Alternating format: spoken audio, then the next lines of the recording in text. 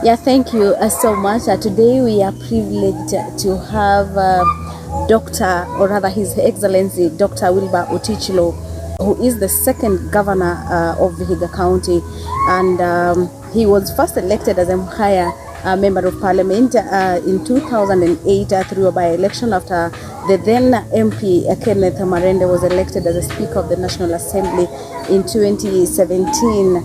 The son of a Mhaya aimed higher to vie as for gubernatorial seat in Vihiga County, and you vied on ODM ticket. Karibu sana Bwana Governor. Asante sana. Well. I'm very well. Yes, niko sawa kabisa. Asante sana kwa kupata muda to be with us. Asante. Kindly help us understand who is Wilber Otichilo. Wilber Otichilo is the governor of Vihiga County. He's the son of Vihiga County. Yeah, so Wilber Otichilo has many, you know, how would I put it, has many things that I can talk about myself. So I don't know exactly where you want me to start. Maybe the son of Vihiga County, yes, but where did you grow up? How was, growing up and all that? Where did you school? Oh, okay. And then that's easy. I was born in Mhaya sub-county, and I schooled in Manyinya Primary School, Msira High School, then went to Kagumo High School. After that, I went to Makerere University, where I did BSc in agriculture, but I finished in Nairobi University. Those are the days of Idi Amin, so we were brought back to Nairobi. I finished my BSc in Nairobi. After that, I was employed as an agricultural officer in the Kenya Agricultural Laboratories in Nairobi. After that, I got employed further in the Ministry of Tourism and Wildlife as a researcher, as an ecologist. And then later on, I went for my master's program in Netherlands. Came back. I was promoted to be the deputy director in the Department of Economic Planning, in charge of environment. And then after that, I worked with the government for about 10 years. And then I left. I was recruited to work for United Nations Food and Agriculture Organization based in Rome. But I was based in Djibouti and Nairobi, where I was working as a researcher on food security and early warning in the Greater Horn of Africa. And then after that, I left and worked with Kenya Wildlife Service as a deputy director in charge of research, wildlife research.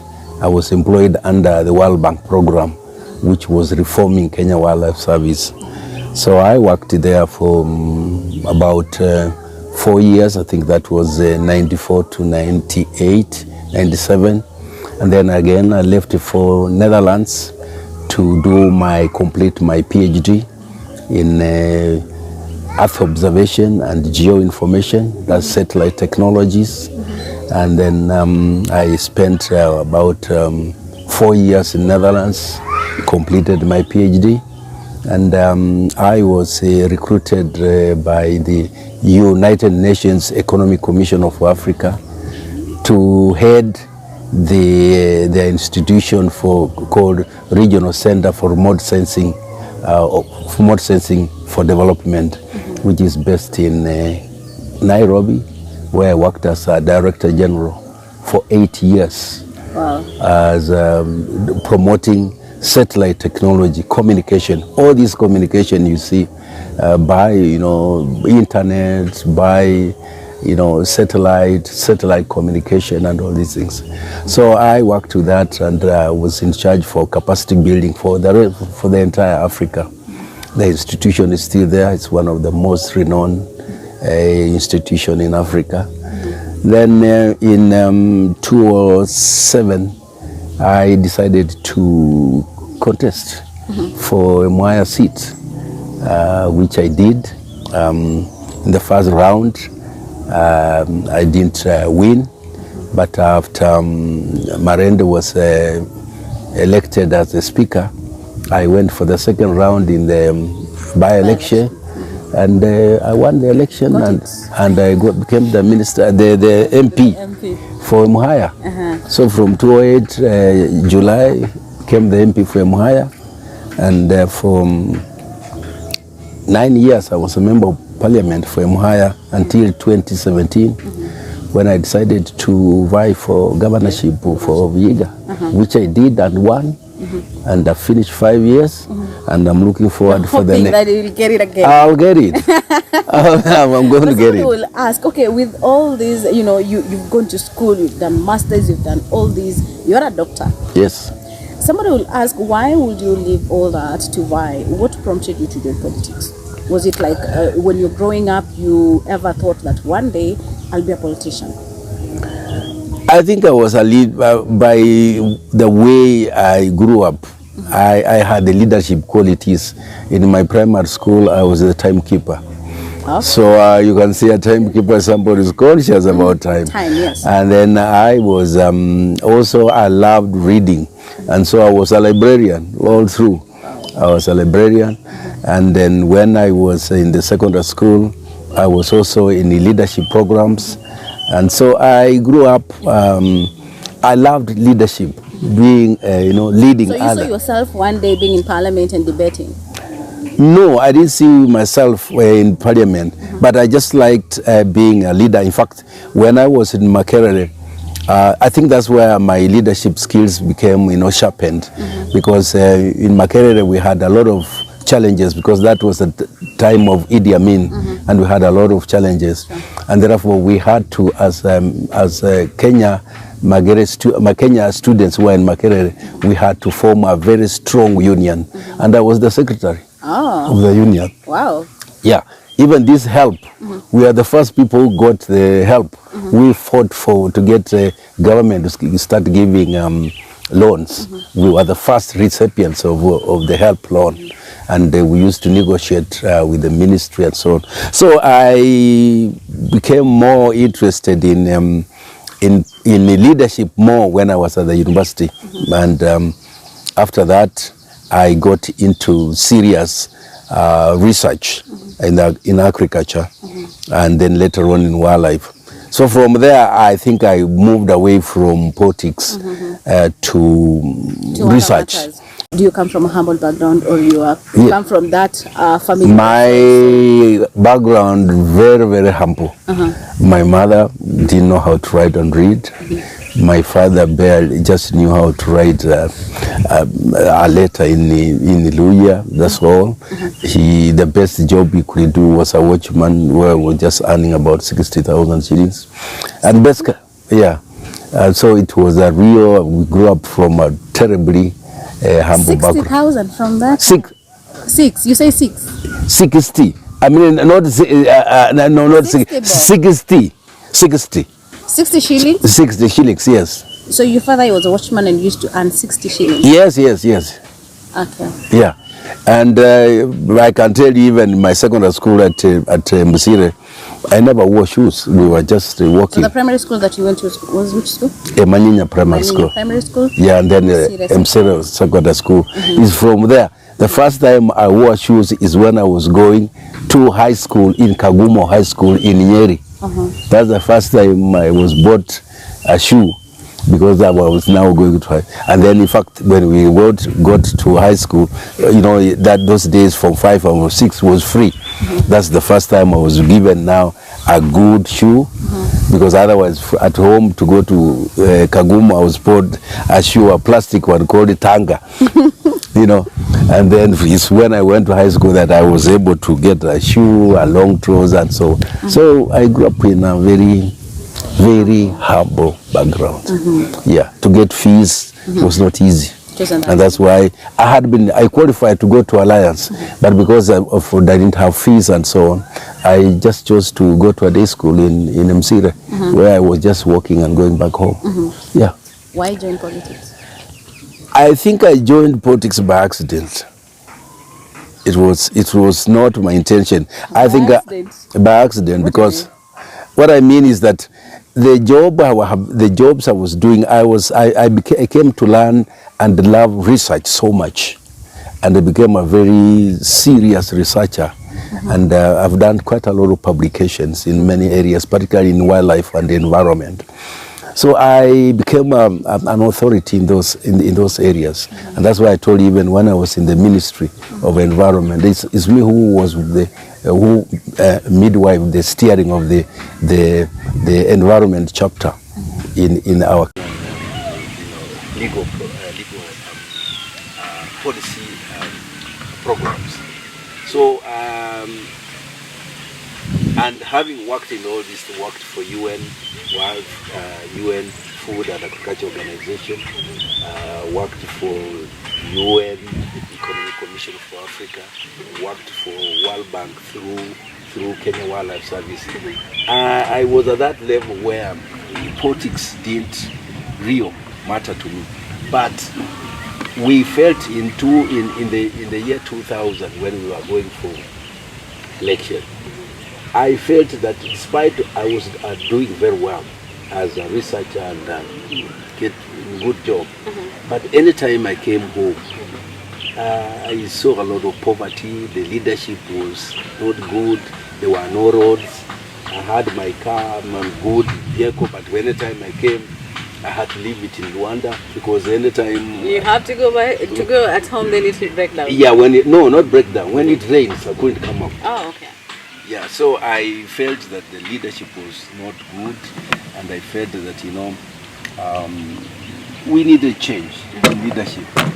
But I realized that I tried to do it myself. I tried to help in building schools, introducing computers. I introduced computers to schools in my, the way back. Yeah, I tried even to build small bridges where people can cross. That was before you joined? Yeah, before I joined, because by the way, I was working in a good place where I was earning good money. When you work at the UN, yeah, you get some good money. It's some good money. So money was not my big deal. It was not a big. So I tried to do all. So that. you decided to give back to the community. So I decided to give back to the community. But I found out that as you give it back to the community, you need sustainability.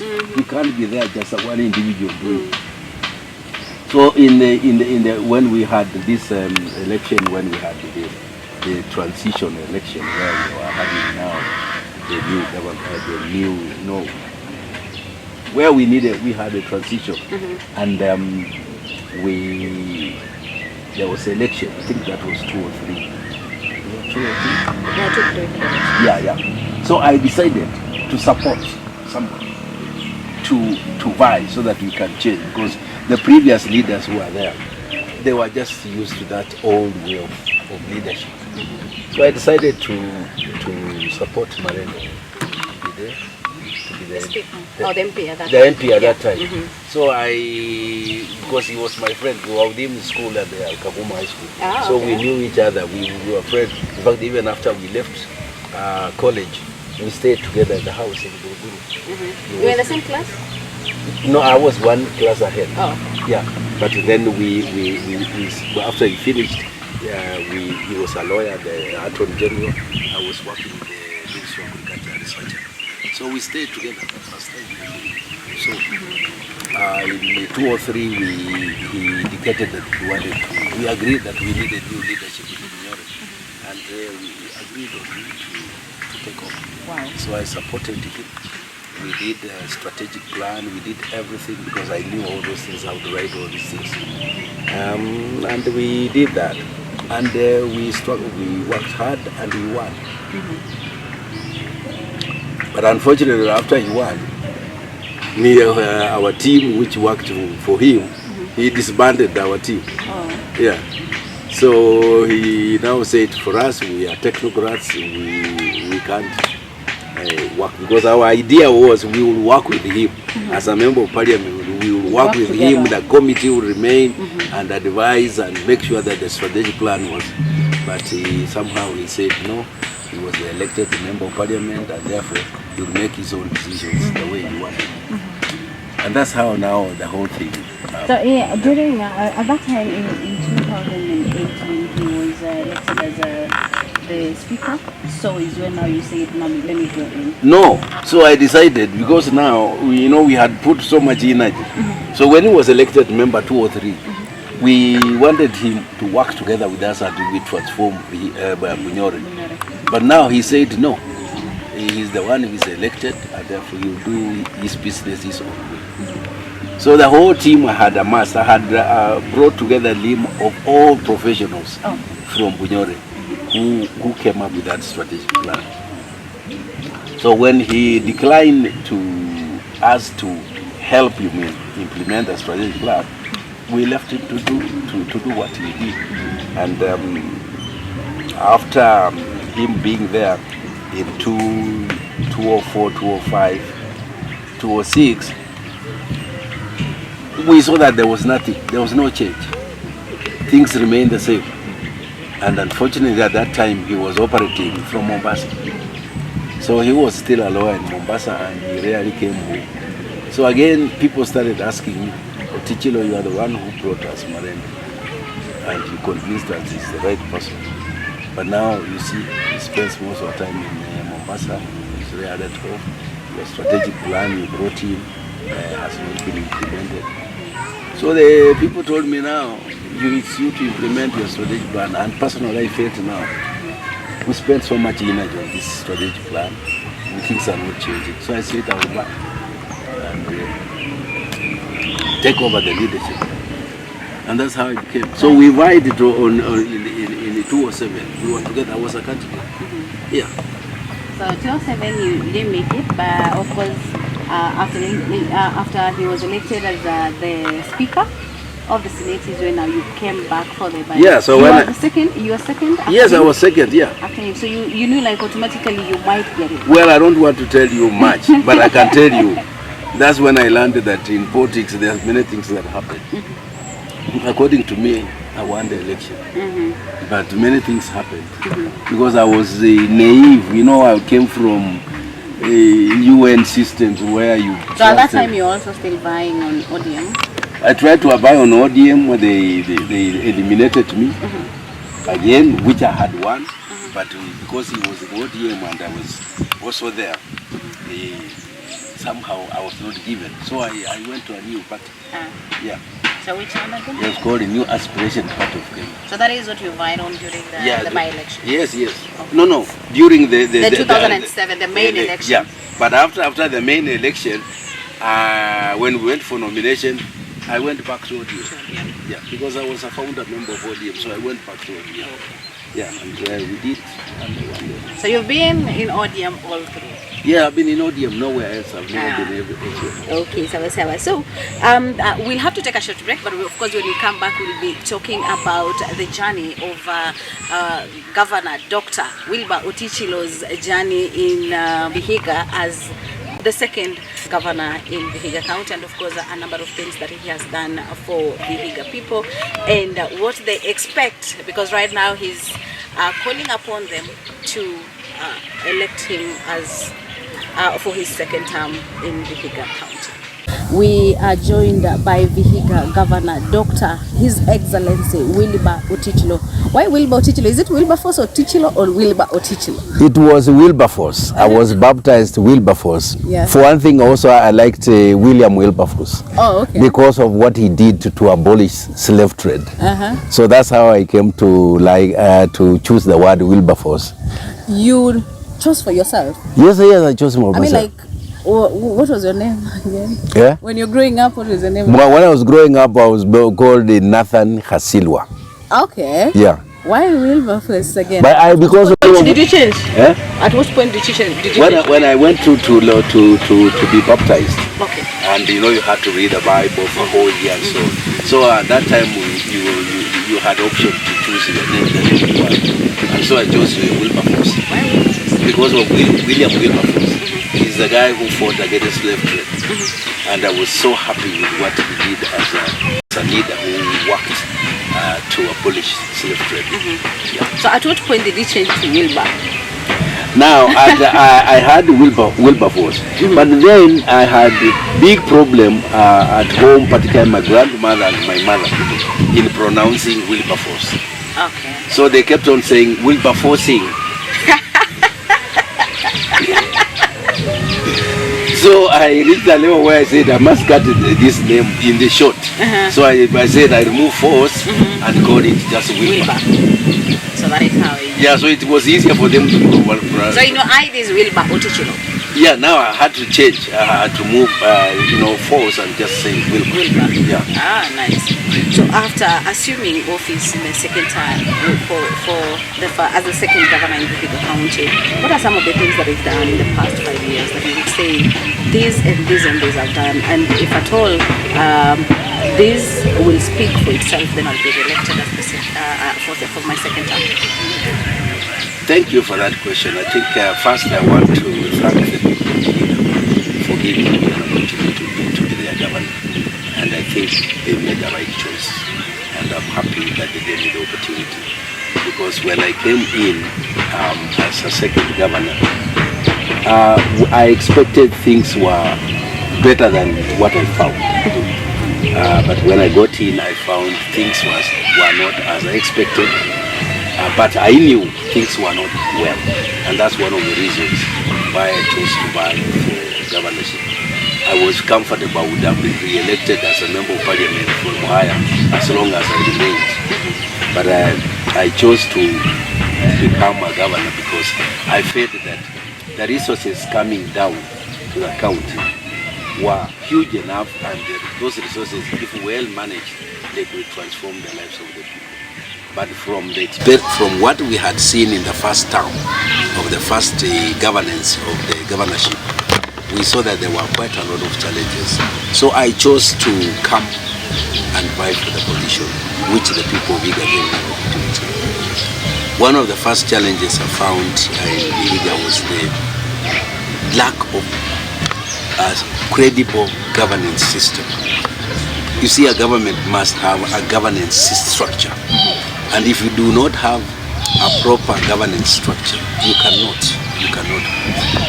So that was one of the challenges I faced, whereby you are running a government, but you don't have the right policies. Right policies have not been put in place.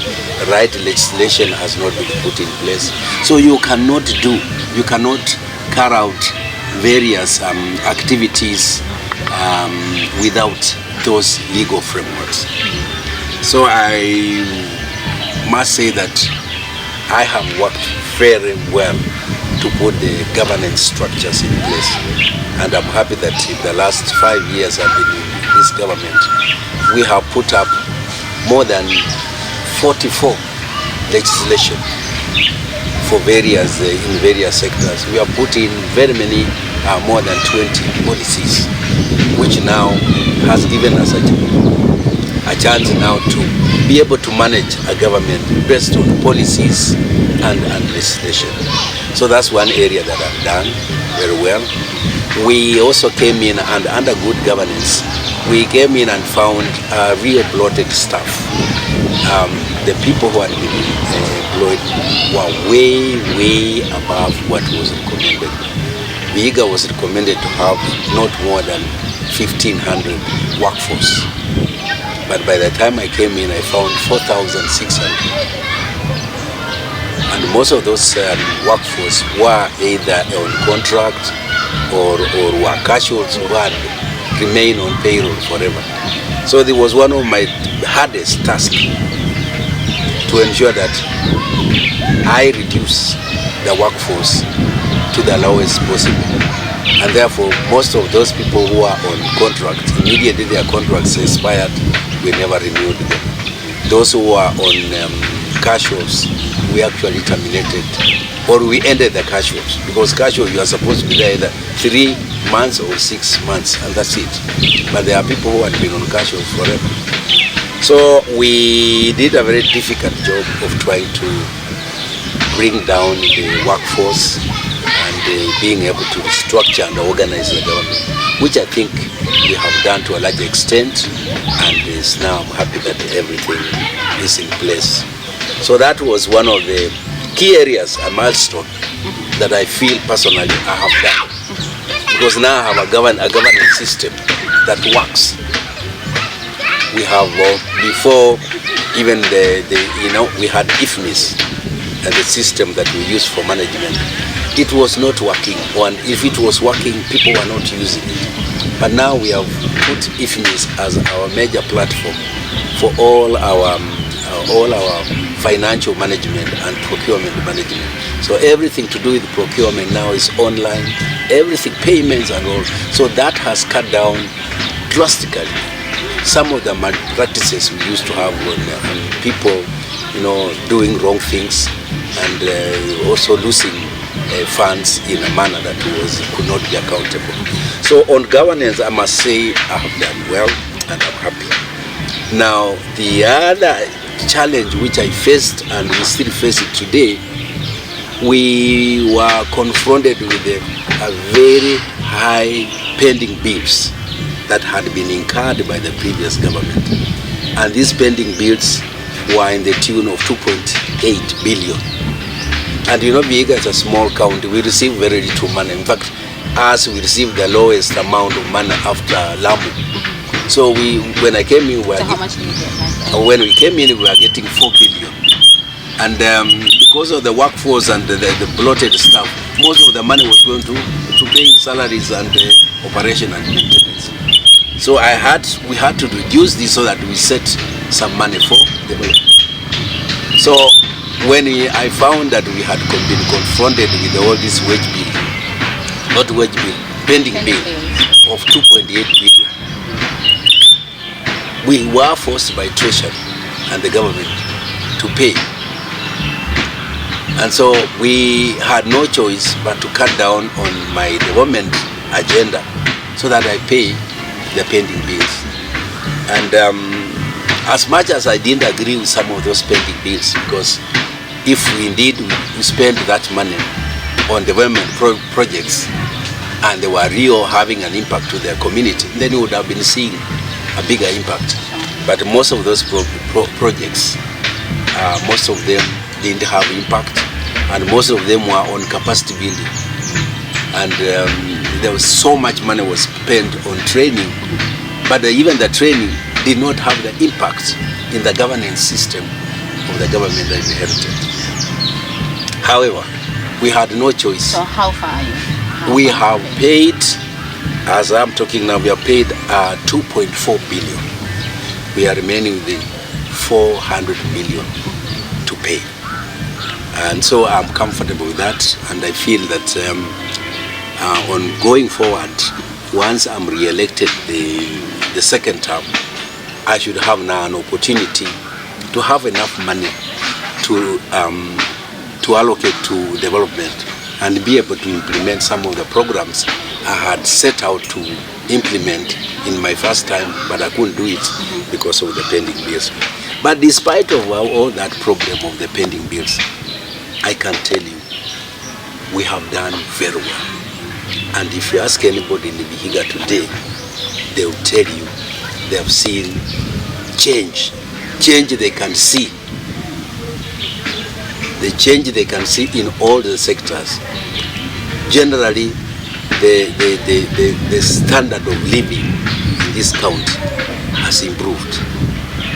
So I want to say that despite of all the challenges, my administration has done extremely well, and we want to maintain that to the second period. And I can tell you from all the sectors, we started with health. Health was my priority program, and when I came in, the health structure, the health system actually had broken down. There were no drugs in our hospitals, there were no equipment, there were no workforce, and so on. But throughout the 5 years I've been in leadership, we have done so much to make sure that the supply of drugs is regular, although sometimes we get challenges from KEMSA, because we can only get drugs from KEMSA. So when KEMSA doesn't supply us, we have to wait, and that's the times when we have some shortages. But overall, I've had a supply of drugs in all our health centers. We have bought equipment to ensure that all the diagnostic procedures that are required in medical are done. We have set up laboratories in most of our health facilities, and in the last 5 years I've constructed or renovated or completed 24 new health facilities in the county, which we have completed, finished and commissioned. They're operational. And now we meet the World Health Organization requirement that nobody should walk more than 5 kilometers to a health facility. In Vihiga, there is nowhere where you walk now more than 5 kilometers to a health facility. In fact, in most places you go not more than 3 kilometers. So our intensity of health facilities in the county is very high, and we have improved those facilities and they are working. We have hired medical staff and they are working and they are there. To add on that, we came up with the CHVs, Community Health Volunteers. This is a very important component of the public health program we brought in. When I came in, I found 460 volunteers, CHVs. But we realized that if we have to deal with our health challenges, we need to focus on public health, primary health, where people have to learn normal hygienic practices and procedures. People have to live in a clean environment.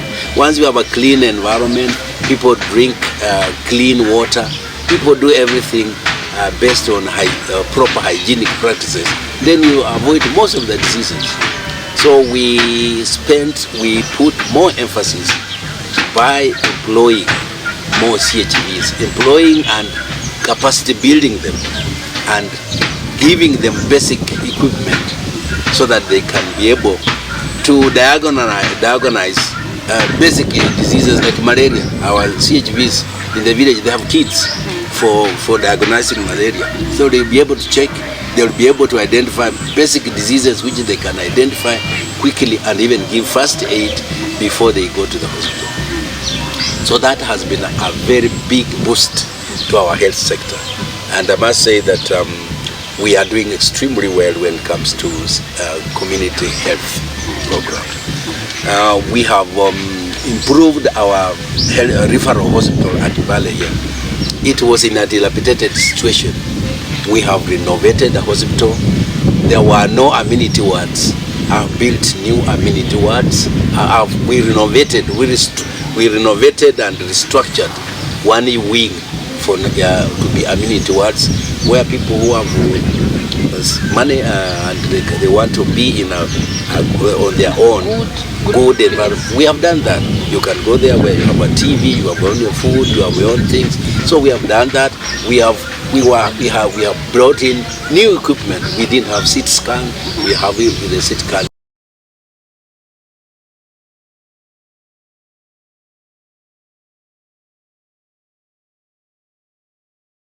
Of dialysis, and recently we even brought in the oncology laboratory, the one for the cancer lab. So we have, which is also operational. Yes, it is. It is operational. So we have, I would say, transformed our referral hospital to a level now where we are happy. That is operational, and now we can have our clients, our patients coming there, and they are happy. I have put, intensive care unit. We didn't have any intensive care unit. I put a good intensive care unit of 5 beds. So I would say we've done well. Our sub-county hospitals, in each of the sub-county, we have equipped them, and we have given them all the facilities that they require, because our idea is that most of the simple diseases and all these other medical issues, they should be dealt at the sub-county level through the sub-county hospital. At the Mbale, where we have the referral, it should only be referral. and people should be referred from those sub-county hospitals. So we have done extremely well,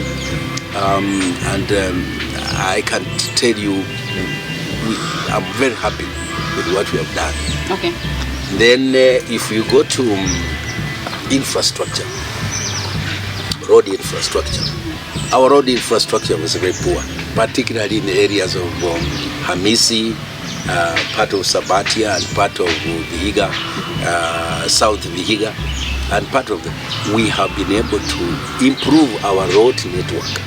We have opened new roads. In fact, up to during my period, we have opened 1,460 new kilometers of road. Maram roads? Yes, Maram roads. Yeah, and they are all motorable. We have also started building tarmac roads. We have built one tarmac road from Bale to a place called Munoywa. It's already completed. We, in collaboration with the national government, we are building a number of tarmac roads from here Kisambai to Shamahoho. You can see the road is here being built. We have a road now being built from Mbale to Magata to Luanda. It's under construction.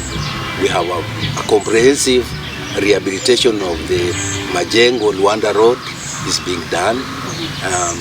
We have the construction of Mago to Mululu road has been awarded, is under construction.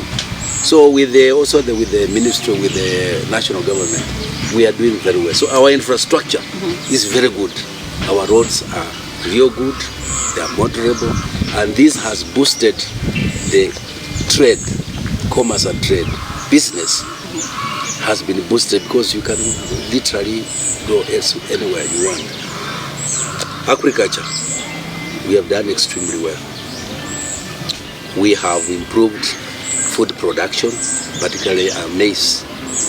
When I came in, production per acre was about 8 bags per acre. But we have, through modern agriculture, use of fertilizer and certified seeds, now people are harvesting as much as 15 bags per acre. So we have a project called NARIC, which is to transform the agricultural practices on how people practice agriculture, where it brings in new technologies. We have been able, through that program, to disburse more than 300 million shillings to about 800 groups who are involved in various agricultural programs. And we have chosen 4 value chains of 4 programs. There's a program on bananas, where we are growing in a tissue banana. We have a program on local vegetables, which are promoting the growing of indigenous vegetables. We have a program on chicken, improved chicken, poultry farming. So then we have a program on dairy farming. So on those 4 agricultural value chains, we chose those ones because we want people to start practicing agribusiness, agriculture for as a business, not agriculture for subsistence. We want people to do agriculture as a profession, as an income generating. So is it courtesy of the county government or in partnership with other organizations? Yes, we are in partnership with the national government, and this funding comes through World Bank too. So we have done very well, and today if you walk around, you will see now a very improved agricultural practices in our farms, and there's a lot of production. We have given people even incubators. People now are now producing their own chicks. They don't have to go to Ken chick. So I would say agriculture we've done fairly well. On livestock, on dairy, we have given more than 500 dairy animals to various groups, and milk production is improving. We are supporting our dairy cooperative societies like Vihiga Dairy Cooperative Society, Sabatia Dairy Cooperative Society, Mahaya Dairy Cooperative Society, Shamahoho.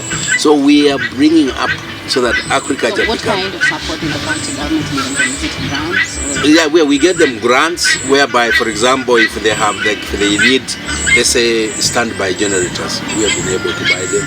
They need transport, like, say, motorcycle or vehicle, we have been able to support them to do that. I know you will highlight a number, because for being in office for 5 years, you've done a lot of stuff. But I'll take you back quickly on health matters. We have the project that was the referral hospital. There was some money that was allocated for the same construction. It is not yet complete. You also allocated in your government. You see, when I came in, there was a program that was a project that was build hospital plaza, a 60-bed hospital plaza. But when I came in, the project had been done. They had awarded the contract, but no work had started. The money that had been allocated for that program was later on diverted to other programs. So when I came in, the program, the hospital plaza had not started, the contractor had not started. And because my priority was on health, and I realized that our referral hospital needed a big facelift, I decided to put that as a major flagship project. And in my budget, subsequent budget, I put in money of 2018-2019. I put in money to start that. And indeed we started the construction. But immediately we started the construction is when we were slapped with these pending bills, and we were forced by the national government through a cabinet decision that pending bills must be paid. So how much have you allocated for the referral? By the time we started, when I had allocated, we had allocated 100 million, because we were going to build it in phases, because we wanted also to do other things. So when now that we were slapped with pending bills, we had to scale down. So that's how we scaled down, and actually we stopped building, because the contractor, after we paid him what we had already allocated, and we couldn't allocate more money, then the project stalled. So the project. So in total, so far, for your government, how much have you allocated for the referral? For the referral hospital, as up to now, we have spent almost about, I would say, about 180 million to the structure that is there. And now we were not able to allocate any more money when we started paying pending bills. So with the structure is up to where it is now. We do not have any money allocated. But we have now, in the next financial year, this financial year, 2022-2023, we have allocated some 100 million shillings now to continue. Okay. Yeah. So it is there, and we are hopeful that it's going to continue. I also found they had started to build a funeral home again, which had stalled. The modern funeral color. Yeah. So now again we found out even the structure, the design was not the right design, and so on.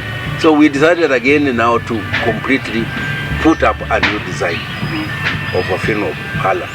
So we had to restructure, to redesign afresh, and we have done it. And now the funeral home is almost complete. Is it the same that the gate collapsed? Yeah, it's the same that the gate collapsed. Yeah, but it was just unfortunate the gate collapsed. But the hospital itself, the funeral parlor itself, is now almost complete. And we hope to open it before the end of this year. You're putting up the gate again? The gate, yes, we have put up a new gate. At the county government? Yes, yes, of course. It was our project. Yeah, so we. What happened to the previous contractor? The contractor is still there. Is there? I mean, they found out that there are just the structural mistakes that were made. So the contractor was, of course, warned by the Kenya National Construction Authority that he was given authority to complete. So he is almost complete. We are just now finalizing, and anytime after election we shall open. Actually, in 2019 you also started the governor's residence. Yes. Then you also planning to do deputy governors and speakers. I don't know where you are. Yeah, all those stopped. You know, I had started to build a governor's office, house, deputy speaker's house, and of course the assembly had started building the speaker's house, because we had been given a warning by the Salaries and Remuneration Commission that all governors, all deputies, and the speakers must have must have houses, must be housed by the county government. That is official residence. Official residence. And we were told that by 30th June 2022, the houses must have been complete and been occupied. And that's why I came in with that program to build the houses for the governor and for the deputy, and we asked the assembly to build for the speaker. But again, after we started that, there was a lot of debate in the Senate, where they were saying that, you know, governors had allocated so much money to build their residences. They were like state mansions and so. So how much had you allocated for you? For us, we had built for both the deputy house and governor's house, we had allocated about 150 million. Then when the assembly, the Senate discussed it, they came and said no, the house for the deputy governor should not be more than 35 million. The one for governor should not be more than 45 million. So again, we had already allocated, we had already awarded the project. So what happened? So now again we got in this problem, because now we didn't know what to do to move forward and so on. So we have spent more time with the Salaries and Remuneration Commission and the Senate and the Public Works, telling them we had already awarded the work. The work had started. We cannot go and say now, destroy this building and go to a house of 45 million or 35. So that's the challenge that we have had. And that's what has made now the project stalled. Yeah, at least for the assembly, they had not started. So for them, they redesigned the house of 45 million. And I think theirs is almost complete. But ours, my one for the governor and the deputy, have stalled because of that stalemate. Although the Senate came recently and they told us we should be complete. So we have now allocated some little money on it to complete. So as of we are talking now, me, I do not have a house because my payment as house allowance ended on 30th of June this year. So this month I'm paying my own residential myself because now I cannot get any allowance from the county government because the Salaries and Remuneration said 30th June is the last time they will pay us house allowance. So as we sit here, I don't have a house that belongs to the county government. I'm paying myself. I'll pay myself at the end of this month. So you go to Mhaya even? Choice is mine. Choice is mine. Wherever to stay is mine.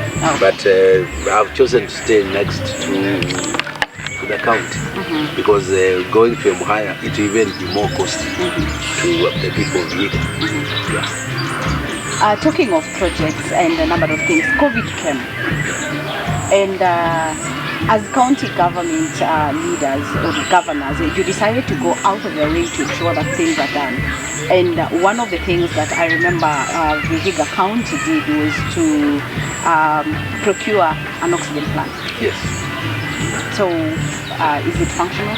Because from what information we got is that it kind of stopped for a while. It was operational for a while and then it stopped. Yes, it was operational for a while and then it stopped. And the reason is that it is the power supply. You know, the oxygen plant, we bought a big oxygen plant. And therefore, when we now installed it and started working, we realized that when the moment we switched on the oxygen plant, the power to the rest of the facilities came down.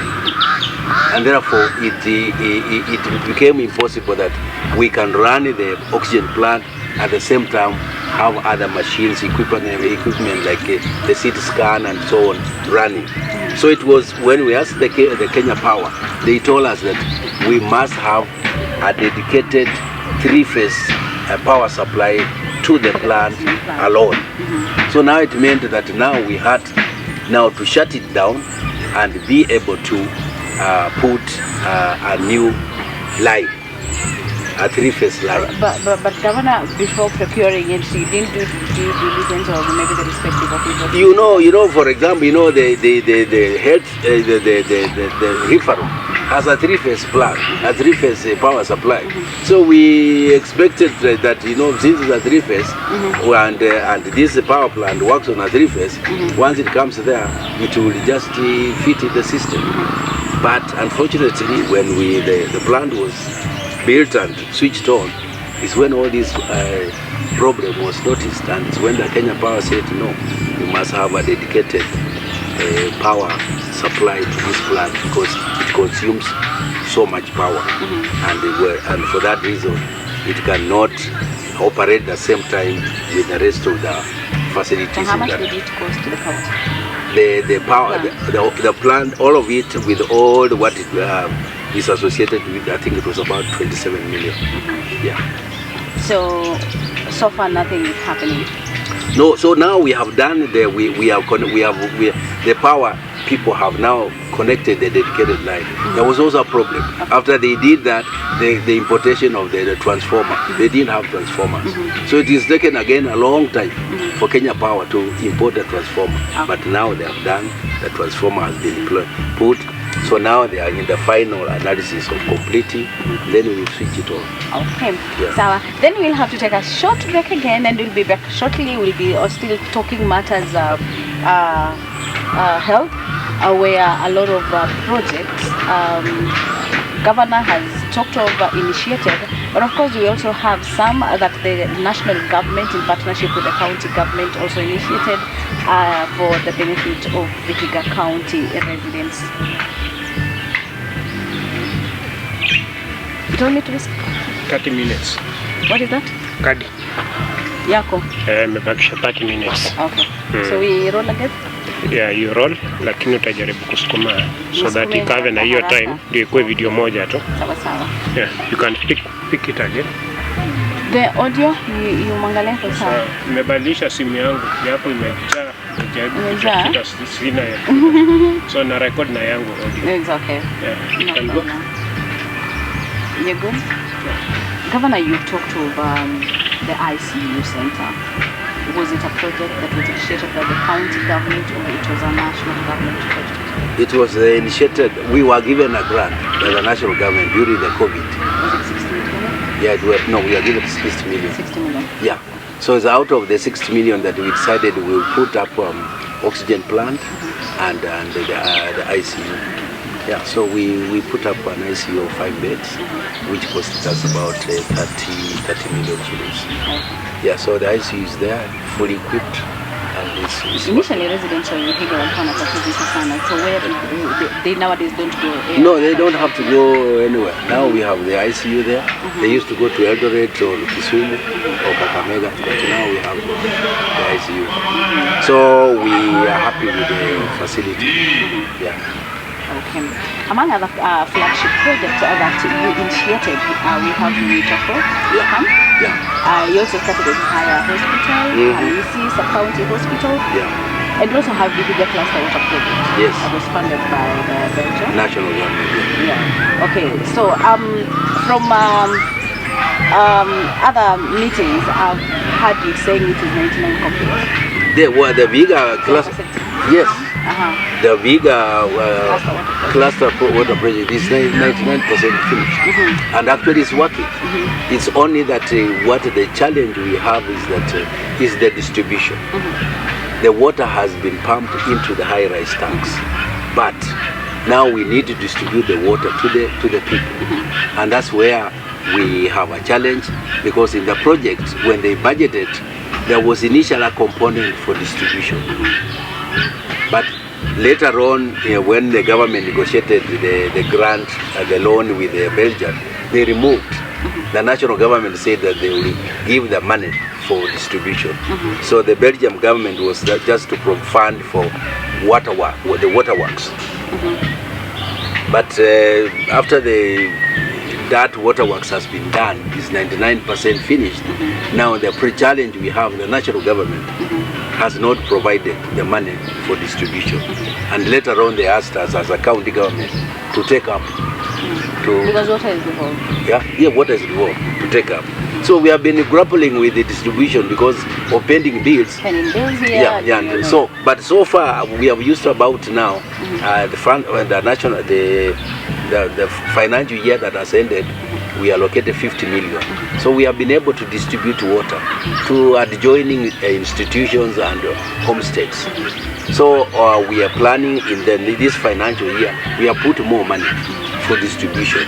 So I still believe once we get funds and we get more money to distribute, then this project will have a big impact. Yeah. So it costed 1.7 billion. Yes, that's what it costed. The waterworks, the construction of the waterworks, the distribution, the main distribution lines to the main tanks, where now the water has been taken to the consumers. So the 99 is just, the waterworks, the works. But now the distribution is now at it was a responsibility of the county government to ensure. Initially it was part of the program. Yes. But somehow the government agreed that they will provide the money. But they are backed off. And now they're asking us to do it. So you're planning, probably, if at all you've been re-elected, you will do that? Yes, we have already put money in the budget. Oh, okay. We have already put the money. Whether I'm re-elected or not, we must have water reach the people, because there's no point water being in the tanks and not reaching to the consumer, because it'd be an expensive exercise. So water must be distributed, and whoever comes in, whether I don't come in or not, the budget for distribution of water must be put in them, must be available. It was supposed to really help, serve how many residents? In total, we were about 270,000. Wow, that is a good number. Yeah, 270,000. Talking of Vihiga County, matters health, you've really talked about it. But again, Vihiga, most of the time it's been on the news and not really good. Industrial action, especially the health workers, did you sort it out? What was the issue? So the issue, as expected, we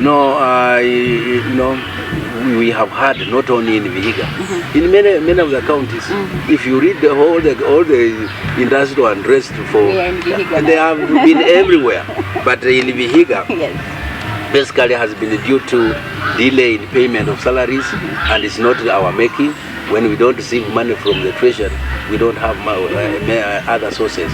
Other counties have a benefit. They collect on revenue. They collect because they have many businesses. Towns like Kisumu, Kakamega, and so on. They have, but Vihiga here we have Mbale here. Mbale, there isn't much. Go to Mbale, what is here? Just a few shops. There's nothing. There's no industrial production. There's nothing. We need to do something as a county government to encourage investors to come and invest. But you see, investors can only come when the local people have invested. Okay.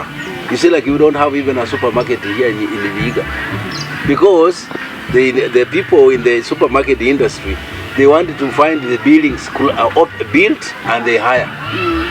They are not ready to go come and start construction. But so I asked the people of Vihiga. People have land in Mbale here, all over, but they are sitting on it. We ask them, please, build go downs, build supermarkets, big buildings here, and then the investors will come and hire them. So it's one challenge that we have, that our people who have the money are not willing to invest. So they are investing outside. In fact, if you go to Kakamega, people from Vihiga here are investing so much. Go to Eldoret, they are investing. Go to Kitale.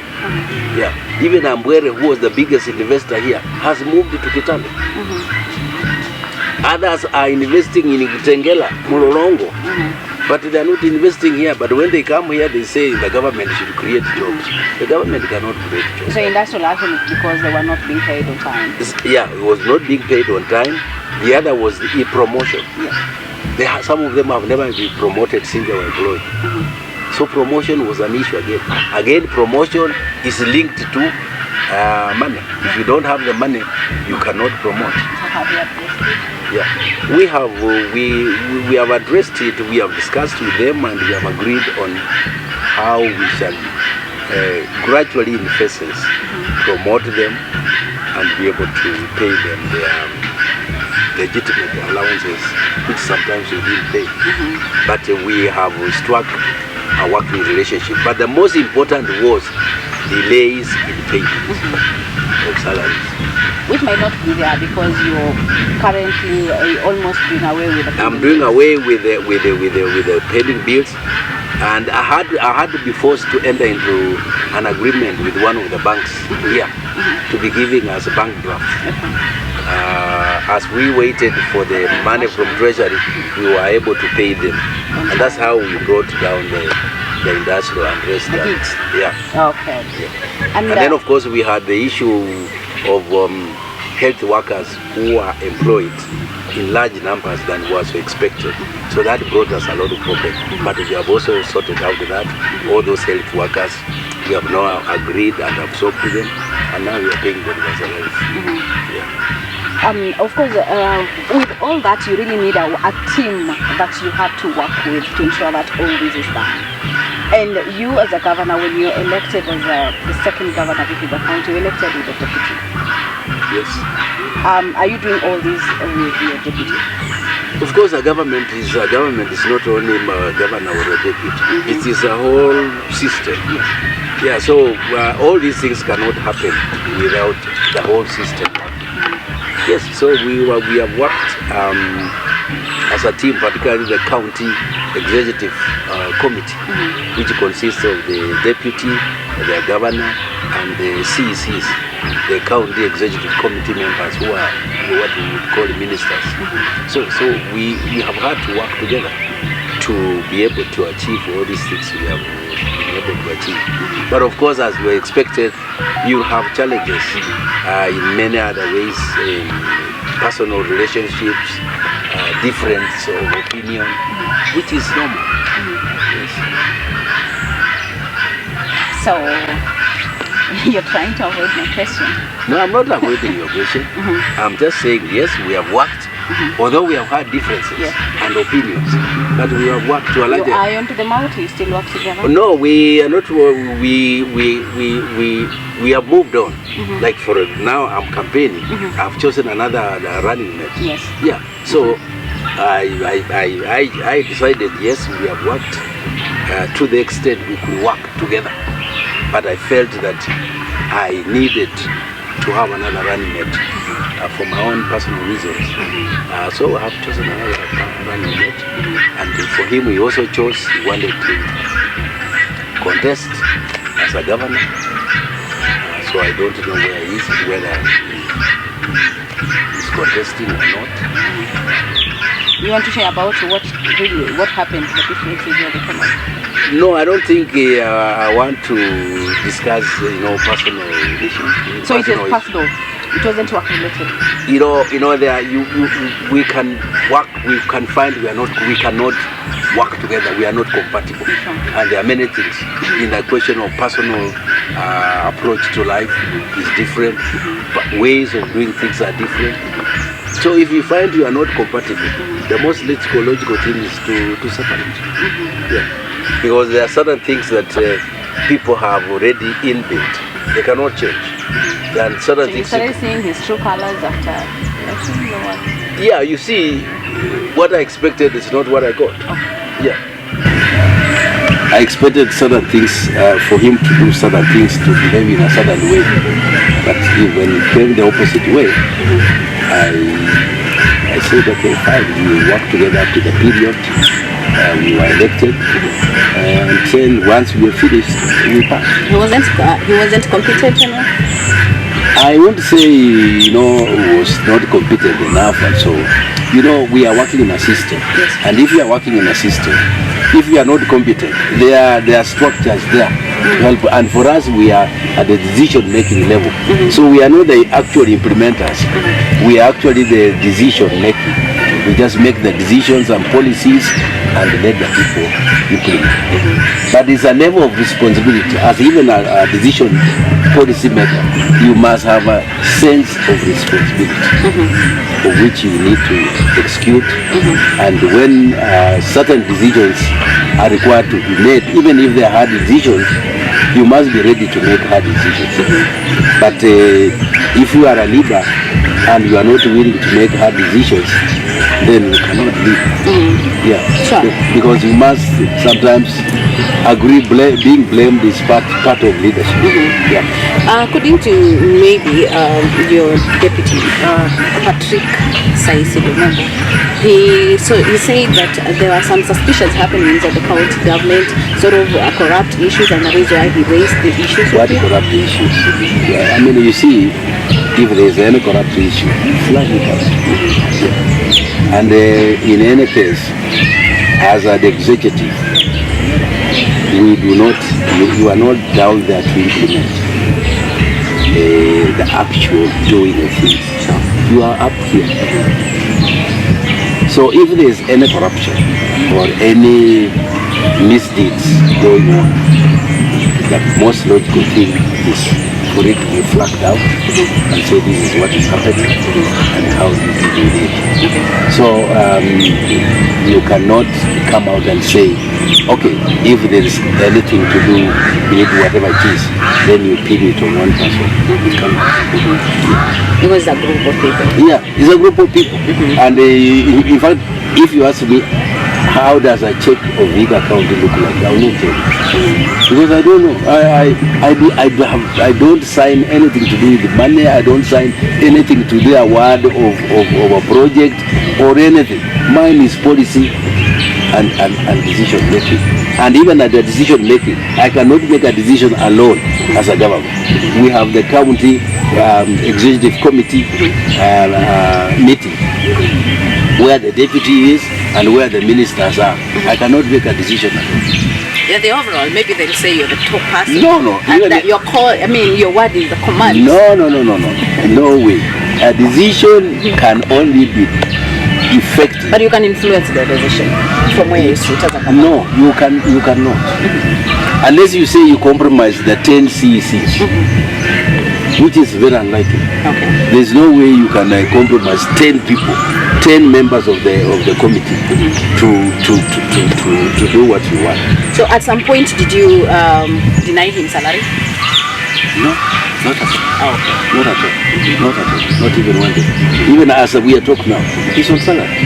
Yeah, all of us are on salary until the end of until 9th at night. Okay. Yeah. You've talked about the CECs. Currently, you have how many CECs as at now? I think I have 5. 6. Yeah. So 4 of them resigned. 4 of them. They didn't resign. They were one resigned. 4 are impeached. No, there are nobody resigned. There is one who resigned. He's just gone for the remember seat. Yes. Malemba resigned. Yes. Yeah. So actually we've got 5. Yeah, you are right. Yeah. So those who are impeached, what was the issue again? The issue is the assembly. Who impeached them. Yeah. So you concurred with whatever.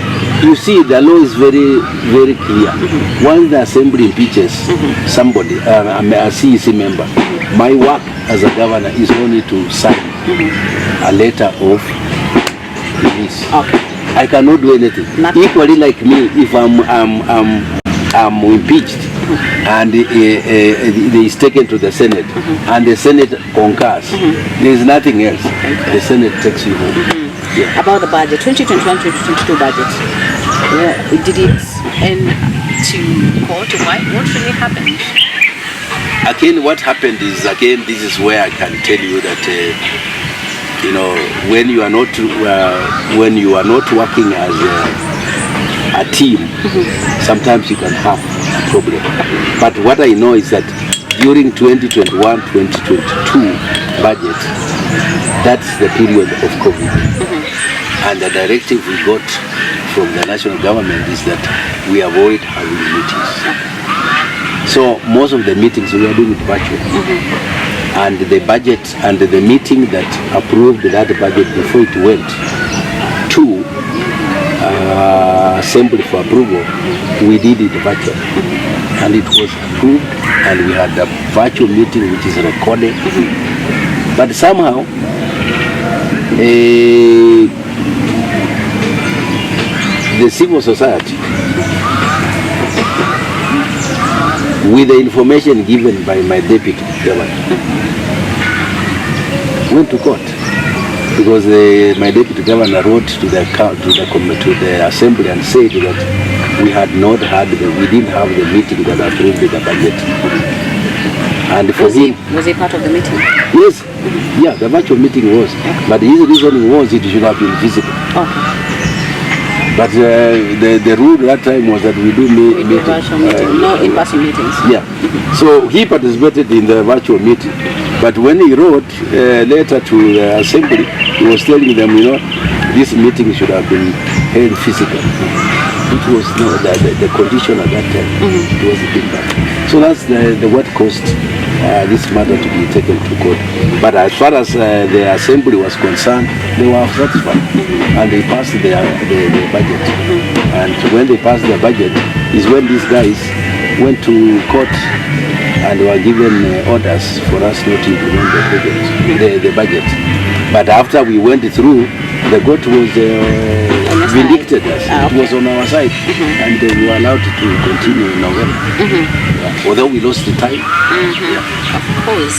So in Vihiga County, the gubernatorial race as at now, we have 5 people vying for the gubernatorial seat, and of course we have Wilber Otichilo, who is the current governor or the incumbent governor, vying on the same seat or on ODM ticket. We also have former governor Moses Akaranga of Progressive Party of Kenya, who is the party leader of the same party, the PPK, and we also have the current Senator George Haniri is also vying for the same seat on UDP, and MP Sabata Alfred Agoy on ANC, and of course we have your former County Secretary Francis Ominde, who is vying on his Federal Party of Kenya. Among the 5, of course, you being one of them, are you worried, or you believe that your scorecard will speak for you?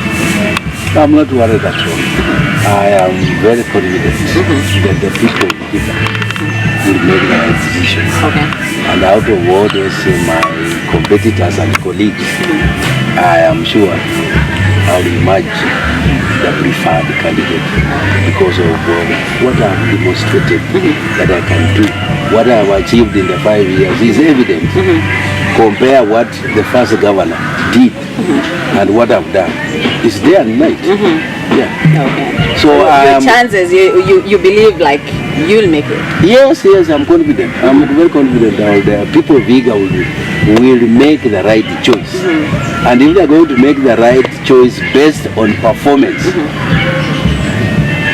I stand the highest chance. Among them, the 5. What are the dynamics in Vihiga County, especially when it comes to voting? Well, the dynamics, I think the most prominent thing in Vihiga is clanism. People tend to vote on clan lines. But I think for the 5 years I've been in leadership, I've tried to completely discourage the clanism line where people have always operated on clanism basis. I've tried to bring people together. I've tried to tell people that we are one county, and therefore we should focus as people of Vihiga, and this issue of clanism we should downplay it. So I know that even in this election, clanism is going to play a crucial role. So you believe that, of course, with your scorecard, and of course, it happens that you are the only one who comes from those sides of Bunyore, Muhaya, Luanda, those ends, and Tiriki we have missing those ends of we have Haniri, and Maragoli, of course, now they are sharing their votes. So we have Agoy, we have Akaranga and Ominde. So you believe we utapita katikati? No, Not to repeat I am going to be elected, officially. By the you said clanism will play. Yeah, but still, even the votes of Bunyora alone cannot make win election. Sure. Cannot make well. I must garner votes from all the 5 sub-counties and significant number of votes for me to win. And I believe, based on the performance of what I have been able to do, I'm going to get significant votes from all the 5 sub-counties. Yeah. Do you think the political parties, national political influence, the Railaism and the Ruto will play a role in 2022 politics in Vihiga? No, the way I listen to people and the way I see them viewing the leadership in this county, people are inclined to vote individuals regardless of their parties. Yeah. Most people, when I listen to them, they are saying we are not voting parties, we are voting individuals, and they are going to vote individuals based on their performance, based on their past record, based on how they carry themselves around the society, and based on their general perception on how people perceive them. Yeah. So I do not think whether it's you are in Azimio or in Kenya Kwanza will play a major role.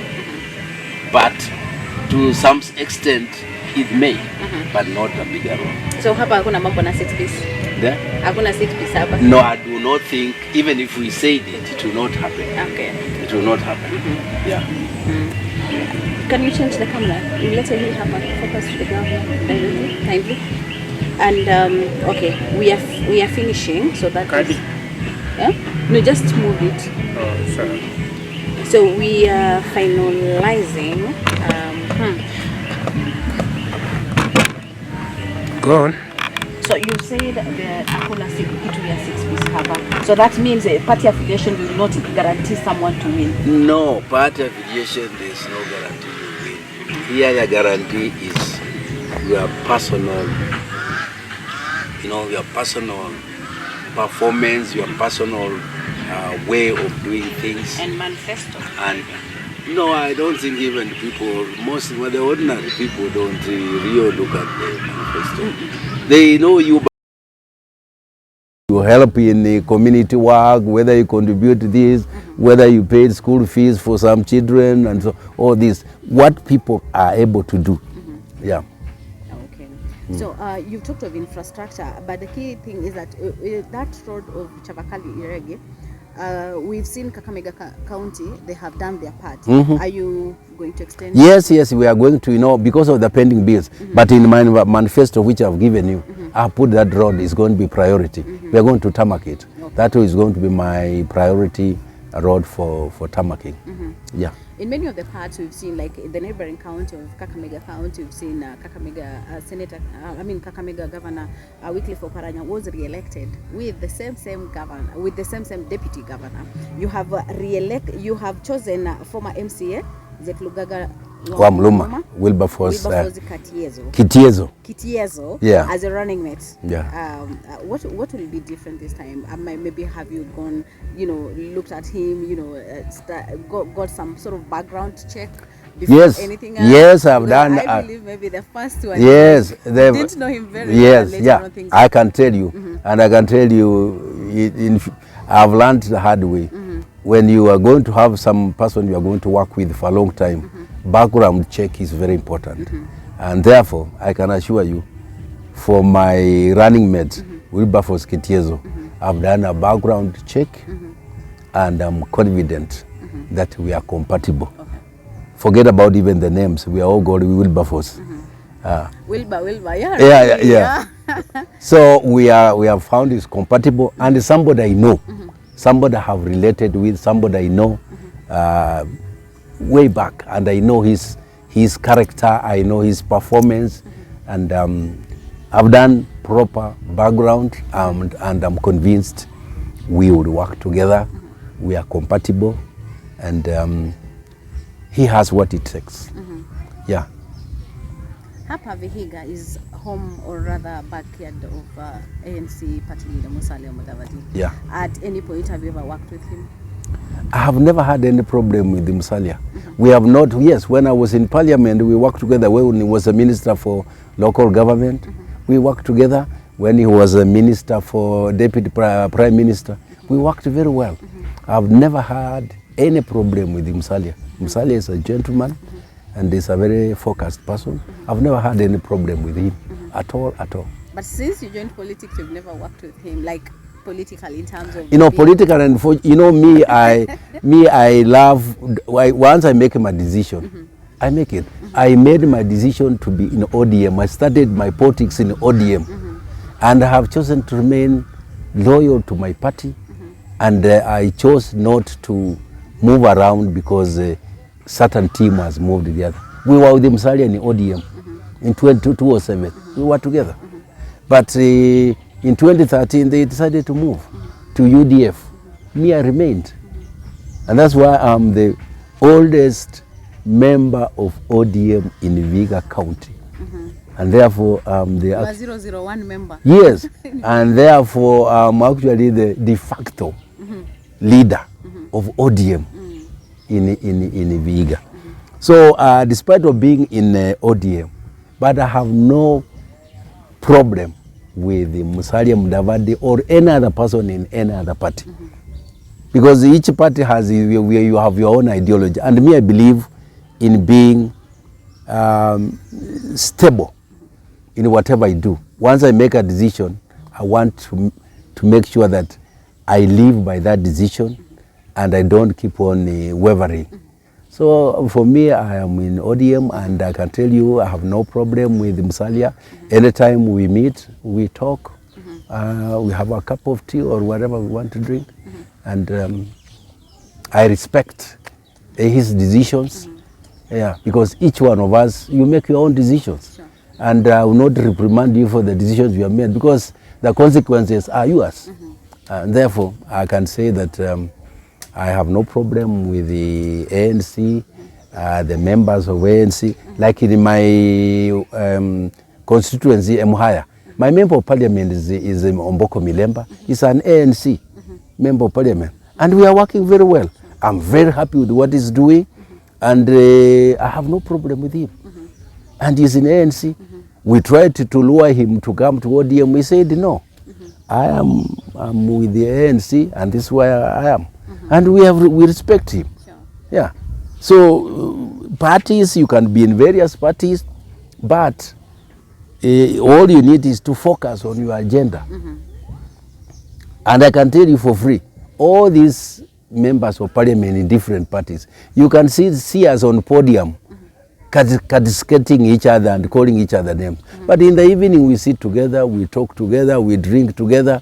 We leave the people outside fighting. But for us, we are seated having a cup of tea, whatever it is. I learned the same in the parliament.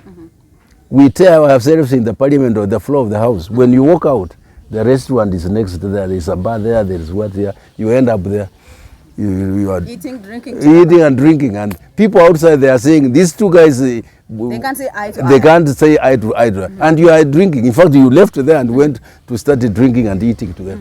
So politics is, there is no permanent enemy or friend in politics. It's only interest. When we have interests, we are together. Sure. When our interests are different, we change. Yeah, and you can see. You can see the formations. Sure. Who would have expected Musalia to join William Ruto? Who would have expected? No. Who would have expected Baba and Mother to pair? Never. Who would have expected? So there is no permanent enemy or friend in politics. So is that the same message that you're giving to Kenyans today? That they should ensure that peace during this election? Yes, we need peace. Everybody, we need peace in this election. And I'm happy we are remaining only on 29 days from today. We need peace because this election will just come and go. But we have to remain together as brothers, sisters, neighbors, and we have just to live our normal life. So anybody who is trying to fight over politics is a game. It's like football. When the teams are playing, you are on opposite sides. You are Arsenal, you are Man U, and wherever. But after they finish the thing, whoever wins, you all go to drink in the same place. In fact, you started drinking, you are continuing to drink as they are playing. So you go home together. You never fight. Sure. So why do we want to fight when we are election? This governor seat, is it a hot seat? I mean, like, what do It you is. tell those people who I can like- tell you, Violet. I've done many jobs, internationally and locally here. I've been a member of parliament for 10 years. I can tell you the most difficult job I'm doing is the job of a governor. Because this job has too many challenges. And the perception has been created is that it is the governor who controls all the resources of the county and is the one who decides where the resources must go. He is the one who, if you want to get employed, is the one who can say yes or no. Of course, this is wrong. This is not true. But that's the perception has been created. So that has made it the pressure that is put under governor is so high. The demands, people asking favors, all your friends, all your brothers, everybody. So one job is advertised and within one day you will get 10, 15, 30 calls. Please consider it. So you find yourself in a and eventually when you decide now to become yourself and be principal, you find you lose all your friends. By the way, I lost all my friends. When you became a governor? Yes. Because they supported me, they expected the once I become the governor, they will be around, they will be the one calling shots. They will be. When I came and said, no, the law says this, the law says this, the law says this, I cannot do this, I cannot do this. Then I said, now, we were supporting you to support us. Now you are, no. So the 5 years I've been here have been very lonely years. But I am also happy that I have also made a difference to the people of Vihiga. Though I've been lonely and I've been not having, good friendship the way when I was a member of parliament. Member of parliament, you have so many things, you travel and so on. Here there is no traveling, there's nothing, you are here. And you are confronting problems every day.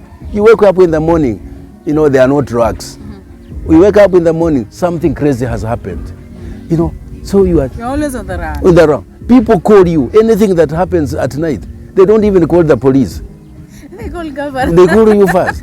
So even the people who die, when they are immediately they die heavy, the first thing they are calling you, governor, we have lost so and so. And it's at midnight.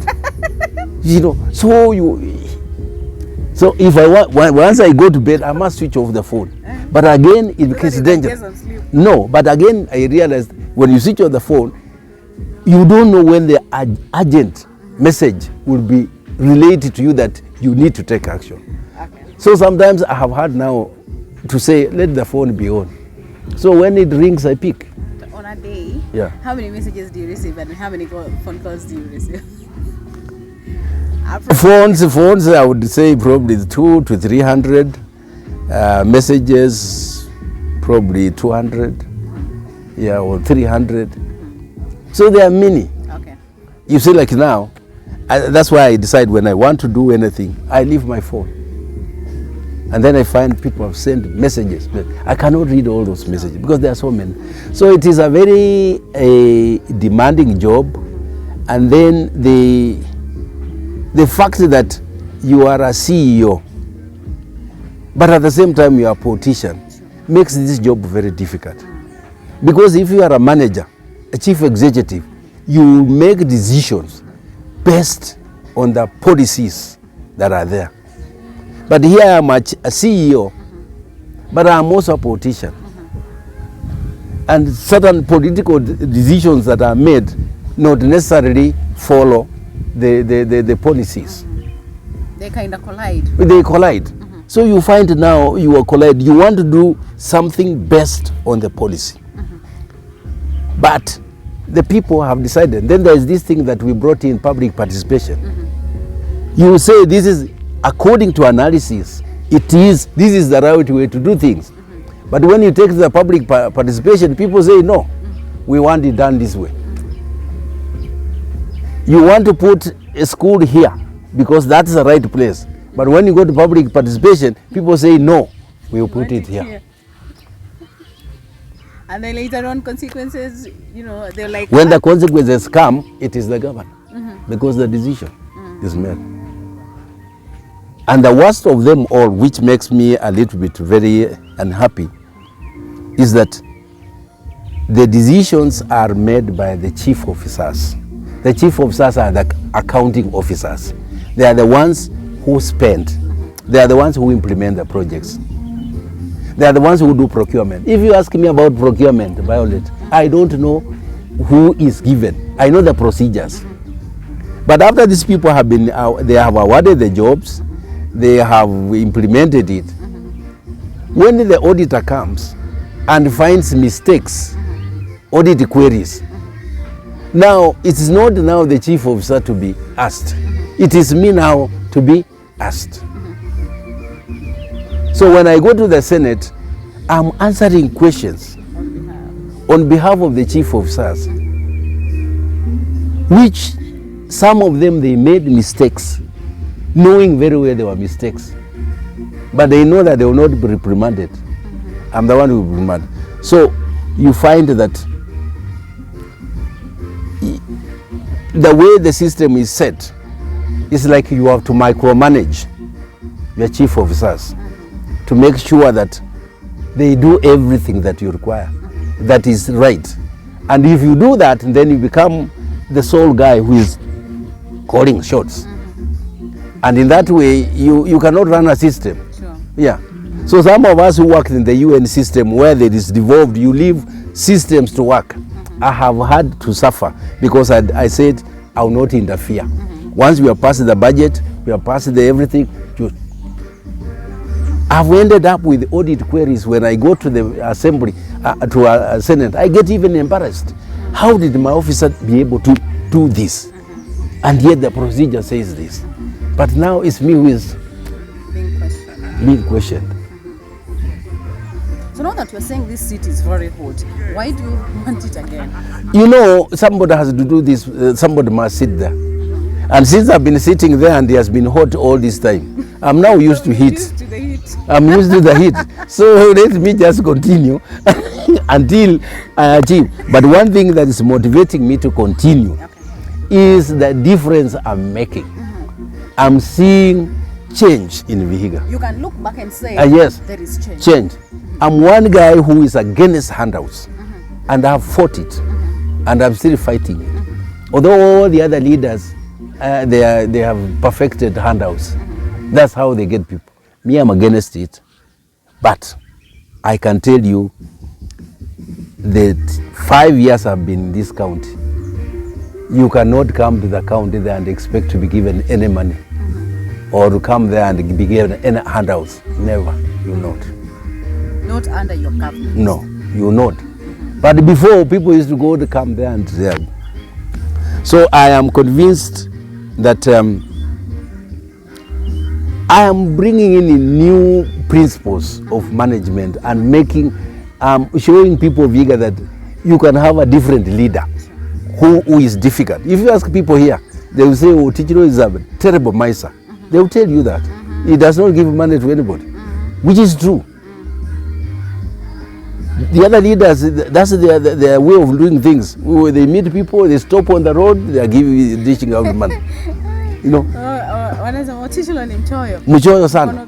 Yes, that's true. I don't give. And I don't stop on the road telling people, you know, and dishing money. No, I don't. But you initiate projects. But I initiate projects.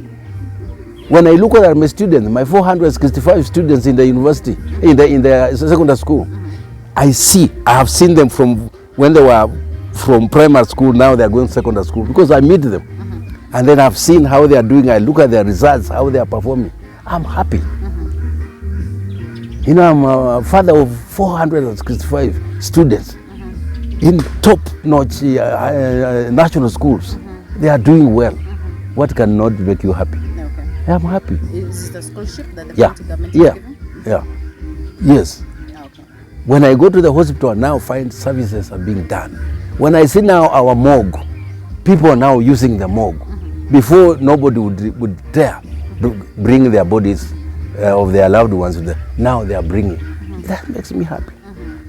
When I listen to radios and people say, Otichilo is doing well. He's a miser, but he's doing well. To me, I'm very happy. In your government, maybe for the 5 years that you've been there, what position, or rather, have you allocated any, in terms of job opportunities for the people with disabilities? Yes, we have. Okay. Yeah, we have. We have this category of people. The national government recognize them as a third gender.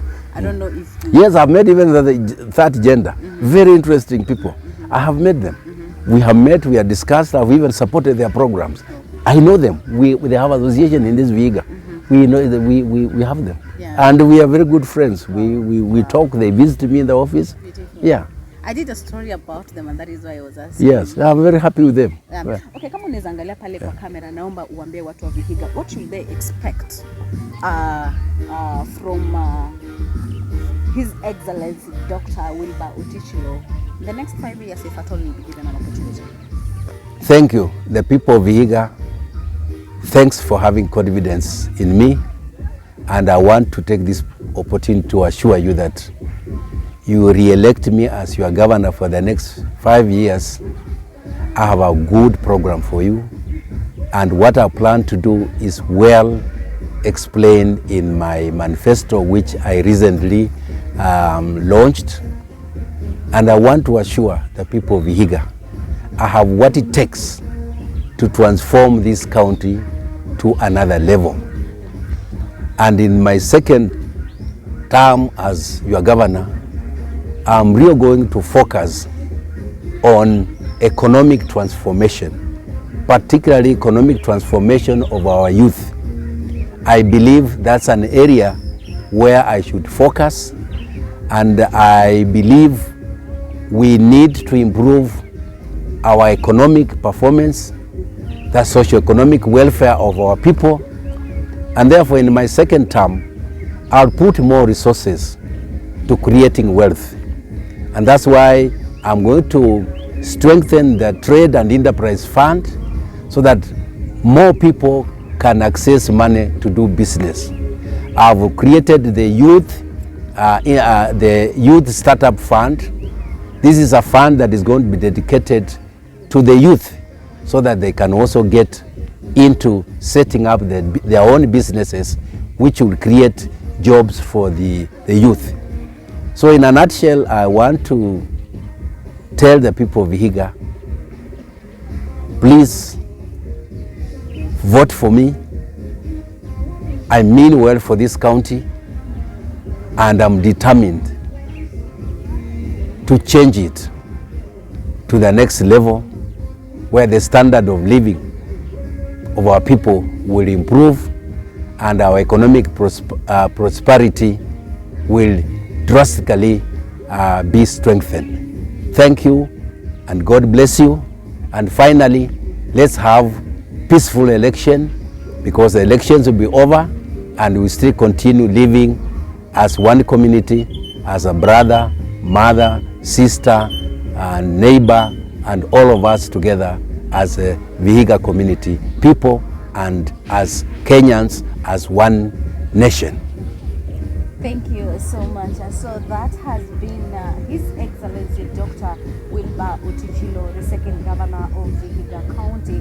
And he has said in our interview that of course he will be battling out for the seat with 4 other contestants who are vying for the same seat, and of course he will be he has already nominated another running mate that he will be looking for the second re-election, or rather for the second to be re-elected for the second time in Vihiga County, with Wilberforce Matiezo, who was a former MCA in Vihiga County. And so that has been for today. I will have to end it, and we'll meet you, rather talk to you in our next bulletin, or rather next program, bringing you a number of governors from different counties in our program. Till next time, bye-bye. Governor, will you concede the bit? Yes, for sure. You will concede? Yes, if I'm defeated. They always say if it is transparent, credible. Yes, I mean, I'm assuming that it will be transparent and credible. And if it's that, they do the counting and everything, and I see I've been defeated, I'll concede. Yes. Una imani na IBC? Yes, I think I have no choice but to have iman with them, because if I don't have iman with them, so I'll go there with a negative mindset that they are not going to do a good thing. But so, for now, I have only option to have faith in them, because they are the ones who are going to carry out this. And therefore, I want just to plead with them, and particularly the staff who will be involved, to do the right thing. Let them not be compromised. Let them not do a wrong thing, because if they do a wrong thing, they will be creating problems for this country. And this is their own country. We are all here. So if they cause problems, they will also suffer. So let all the officers, the IBC, let them just do the right thing, and let the right person win the election. Whoever has won, let that person win. And those who have not won, let them support those who have won, and life continues. Yeah. Your coalition's candidate for presidency, amesema no manual register, no elections. Do you subscribe to that? Do you believe like we should go digital way? Well, I think I don't want to go into that debate, but I think it's important that as much as we go electronic, it doesn't do a harm to have a fallback of manual. But basically, what I believe, the world is going digital, so we will go digital. But as we transit finally to digital, we cannot forget a backup, just in case our digital system failed for one reason or another. We should have a backup, because if you don't have a backup, what will happen if it fails and we don't have another backup? It means that election will be nullified, and we have spent billions and billions of shillings, and we cannot afford to take that risk. So for that matter, as me, I'm a technology person. I believe everything should run technologically, using the technology as it is today. But we know that technology also fails. We know it. So having a backup manual is a good thing, just to take care of in case something unexpected with our technology fails or happens. Yeah. Mudavadi, Wetangula and Ruto wanasema kwamba wanamuhemesha Baba Western. Do you believe that Baba is losing grip for Western votes, or do you think that you're going to give him 100% or 90% as you've been giving? Let me tell you, were you in Kakamega yesterday? Yes, I was. Yes. Did you see the crowd? Did you see the crowd? I was there. Yeah. So I can tell you, Baba is popular in Western. Even this Vihiga, I can tell you, depending on whatever happens, even if the worst happens, Baba will get not less than 60% in this county. In Vihiga county? Yeah. And Western? Western, he could get as much as 70%. Yeah. So it is a dream for the Kenya Kwanza team in Western region to give Ruto 70%. Is that what I don't want to say it's a dream. You're saying you're giving Baba? Yes, for us. So by implication, if I am giving that, you can see what is remaining. Only 30%. Yeah, so that's what is remaining. There's already a split in Azimio. You know? The Biama Tanzu that in Azimio. And they have already said, even Oparanya said that they may lose a lot of votes other parties. Do you think also that one will affect the presidential the DAP and other parties? No, the presidential it will not affect. The presidential it will not affect. But the individual, the number, the people who are going to win either MCA or MP will be different. you may find that we could have very many different parties winning on their own, and therefore going to the assembly, we could have a challenge in terms of numbers. Yeah. So you're saying you're going to beat Musalia Mudavadi in his home? Yes, we will. 6%, Yes. man, that is big. Yeah, we will. We will. Last year last election you gave Raila how many? Last year it was 65. 65%? Yeah. So you're going to beat Musalia Mudavadi? We will. Wow. We will. We will. You mean? Yeah. I can tell I you. don't know if you can comment on, we have seen your opponents, I'm speaking of Kenya Kwanza, they are saying that you have already sent the defeat. That's why you want different, you have already spoken about it, you want different manual and the other. No, it's not. So they are saying that you have already sent No. Let us be pragmatic. Let us be honest. Let us be honest.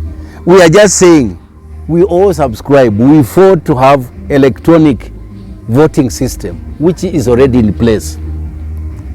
But we are saying, just in case something unexpected happens, let's have a fallback manual.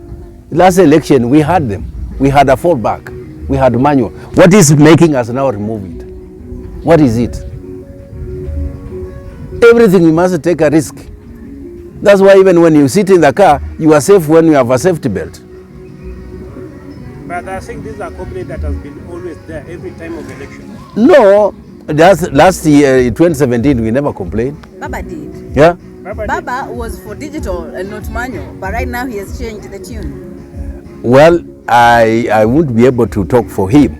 But as far as I'm concerned, as an individual, I've subscribed. The system we have committed ourselves to is electronic. But it does not do any harm if you have a backup. But use the electronic. But in case something happens at that time and you have no other alternative, you fall back to the Lastly, Oparanya is benefiting from the Mumia's campaign. How? Baba is saying that he's going to revive the campaign. What about a Vihiga County? What have maybe been promised that maybe kama kutakuwa na kiwanda kimoja hapa? The way I spoke. For us, we want the granite factory, and that's what I'm going for. Has Baba been speaking about the... Yes, several times. Granite factory, several. Even when he was here last, he was in this field here. He also talked about granite. So that one, for us, we want a granite factory. We want the Kaimo's charter. That's all what we want. And I'm sure the charter, we might get it before probably the election. From where you sit as a governor, you as governors, you've been calling for waongeze mgao wa serikali ambayo inakuja kwa county governments. From where you sit in the next dispensation, the next government that is coming, will you vote for that? Vote for? Will you vote for the additional? Yes, the percentage. that's why we were supporting BBI. That's why we supported BBI. But it is normal now. Like, yeah, but we are something that we're going to push for. Yes, we are pushing for it. We have to push for it. Whichever government, whoever wins, we still will push for increase, because we have so many devolved functions, but the money is not coming. Health is devolved, but most of the money remains at the headquarters. Agriculture is devolved, most of the money is is at the headquarters. So all these all these functions have been devolved, but the money remains. We have so many bodies, regional development bodies. They are not supposed to be there anymore, because that's the role, the jobs they are doing. Come on, let's say Lake Region Development Authority. They are involved in agriculture, they are involved in water. Those are functions that are devolved. So the money we are giving those bodies, first of all, the bodies should be abolished and the money given to us. The water bodies, like Victoria North, the Water Services Board and all these boards, they are doing water issues. They should be given back to. And once all this money is brought back, then you can hold a county and the governor accountable. But for right now, I can tell you, health, we are struggling. Because all the money is in the headquarters. And what they are doing is just policy issues and writing, circulars every day telling us do this, do this, do this, do this. You think county government cannot take care of the health department and they should be taken back to the No way. Let me tell you, Violet, we have a better health system now under the devolved government system than when we had a national government. The national government was a disaster. Most of health centers had closed down. For example, all my TVET institutions had closed down. So wasn't there Minister of Education? Now I've revived all of them. So who is performing? So if you wanted the Mugao Ongezwe, how much from we are better off with 35%, but if you look at other jurisdictions like South Africa, like Sweden, like Norway, like Germany, like Nigeria, we should get about 45% to 50%. The federal government, the national government, should only get just about 50% for running the main security, but the rest should come to the counties, because that's where the action is. Yeah, even the roads, we should be the ones be doing the roads. Why do you have Kera? Why do you have Kura? All these people doing the roads, and then the roads are devolved. It is only the national highways, Kenya only, but all these other roads. And that's why when the money comes here now, there's competition. When the road is in bad shape, it is the people asking governor, hii barabara ni mbaya. When you tell them hii road in Yakura, they tell you, we don't know what you are talking about. We know that the roads are devolved. And then the Kura comes, when they do the road, they don't ask you. You just find a tractor imekuja imelima, wameweka matope yote kwa njia na wameenda. Then watu wanakupigia simu, governor, hii watu wako wameharibu barabara. You tell them hii barabara sio yangu. They tell you no, you are lying.